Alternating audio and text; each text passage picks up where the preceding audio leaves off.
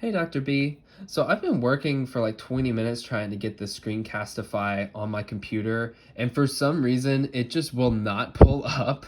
And so I just decided I'm going to video on my phone and just submit it that way. Um, so anyway, I have all my lesson plan stuff pulled up here. So one thing that's really important about teaching world music lessons is to be sure to not only respect the culture, but also make sure that we're teaching their music elements correctly and not having any kind of Western influence on in the lesson.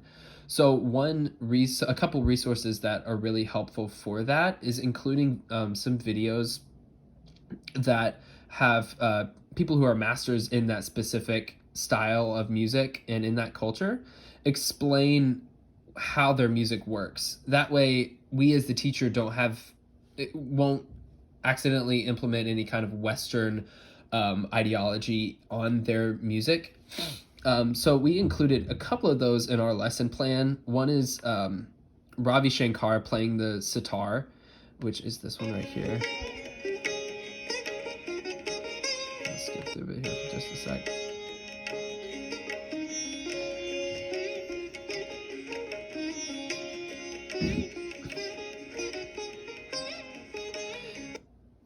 Anyway, so we would use this video for an active listening activity, and the students would write down and then think, pair, share the different timbres of the instruments that they heard, the form, the melody, any kind of rhythmic ideas that they heard about.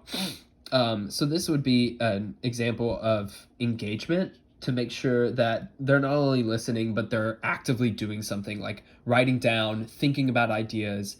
And then it would also be an example of action and expression because they have different opportunities to demonstrate how they get their knowledge or how they can learn. So if a student learns better by writing, they have that choice by using the Venn diagram, or they can think, pair, share, and just talk about it with their peers. And then we would have a class discussion about it after everyone does that. The second video would be this one here, which is Zakir Hussain explaining about the tabla and the different syllables that the tabla represents. Out of this instrument, and you can play with this. There are syllables for the right hand drum and the left hand drum, and you can combine them into phrases and then compositions.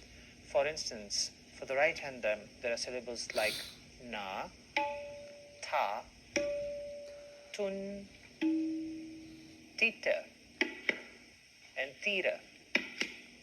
These syllables can be combined with the two major left-hand syllables like kat and ga.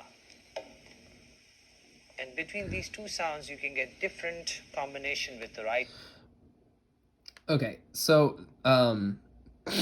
with a lot of instruments, and especially percussion instruments, it's a common practice across different cultures for the musicians to have different syllables representing the sounds, and then also for those sounds to kind of mimic the sounds of the instrument. So like onomatopoeia. And so what we would do is we would do the same exact thing. We would think, pair, share about the different music that we heard and see about where is it?